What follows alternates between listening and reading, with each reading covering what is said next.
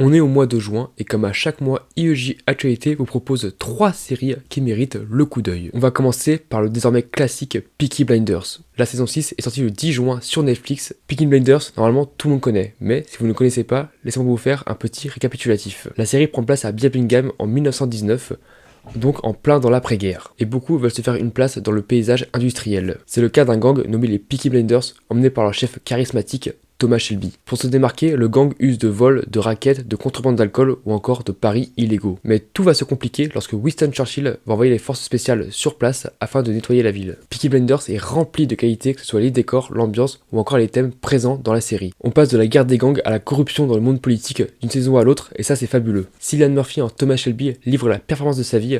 Le personnage lui colle parfaitement à la peau. La saison 6 est la dernière. On peut donc affirmer que c'est un must-see pour tout sérivore. Dans un contexte plus léger, dirigeons-nous sur Disney+, avec la série Miss Marvel. C'est la nouvelle série de Marvel Studios qui prend donc place dans le grand Marvel Cinematic Universe. On y suit l'histoire de Kamala Khan, jeune adolescente qui vit dans le New Jersey. Sa vie va basculer le jour où elle va découvrir qu'elle a des pouvoirs cosmiques. Cette série Marvel va faire grand bruit. Tout d'abord parce que Marvel met une nouvelle fois en scène une super héroïne. Et ça ne plaît pas à tout le monde, alors que bon, on s'en fiche un peu du genre du personnage, tant qu'on a une série de qualité. Ensuite, Miss Marvel est la première super-héroïne de confession musulmane. Et ça non plus, ça ne plaît pas à tout le monde. Surtout quand on voit la tournure que ça prend dans le 2e épisode. Mis à part ça, la série part sur des très bonnes bases, et chaque fan de l'univers va donc devoir la surveiller. Enfin, revenons sur Netflix, et parlons à venir avec la télé-réalité Nouvelle École. Il s'agit de l'adaptation française de la série Raisin plus Flow, parue sur Netflix en 2019. Le concept est simple.